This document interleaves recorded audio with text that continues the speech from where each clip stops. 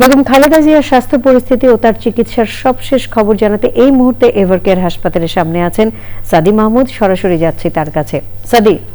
সাদি, বেগম খালেদা জিয়ার স্বাস্থ্য এবং চিকিৎসা নিয়ে আপনার কাছে কি তথ্য আছে আমাদের জানান।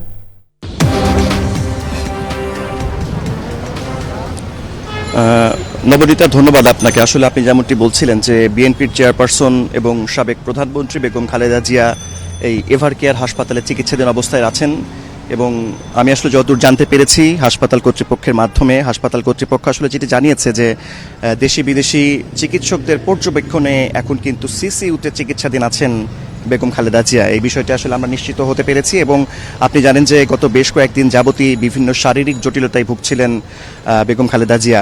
আমরা দেখেছি যে মাঝে তিনি লন্ডনে গিয়ে চিকিৎসা নিয়েছেন, আবার তিনি আসলে দেশে ফিরে এসেছেন, মাঝখানে তিনি নিজ বাসায় থেকে চিকিৎসা নিয়েছেন, বেশ কয়েকবার তাকে হাসপাতাল আসতে হয়েছিল, কিন্তু এইবার আসাটা কিন্তু শেষ পর্যন্ত তাকে সিসিইউ পর্যন্ত আসলে যেতে হয়েছে। আর আপনি যেমনটি বলছিলেন নবনীতা যে বিএনপির যিনি মহাসচিব আছেন মির্জা ফখরুল ইসলাম আলমগীর, তিনি কিন্তু আজকে জানিয়েছেন যে বেগম খালেদা জিয়ার অবস্থা সংকটাপন্ন অবস্থায় আছে, এই জন্য কিন্তু তিনি দেশবাসীর কাছে দোয়া চেয়েছেন।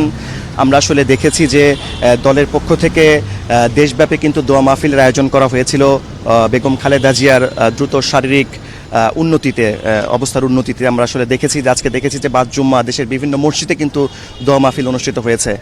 নবনীতা, আসলে আর আপনি যেমনটি বলছিলেন যে প্রধান উপদেষ্টাও কিন্তু গভীর উদ্বেগ প্রকাশ করেছেন, তার স্বাস্থ্য নিয়ে দ্রুত আরোগ্য কামনা করেছেন, দেশবাসীর কাছে দোয়া চেয়েছেন এবং তিনি বলেছেন যে সর্বোচ্চ গুরুত্ব দিয়ে যেন তার চিকিৎসা চলে, সেই বিষয়টি আসলে। সাদি, ধন্যবাদ আপনাকে। আমরা পরবর্তীতে আবারও যোগাযোগ করব।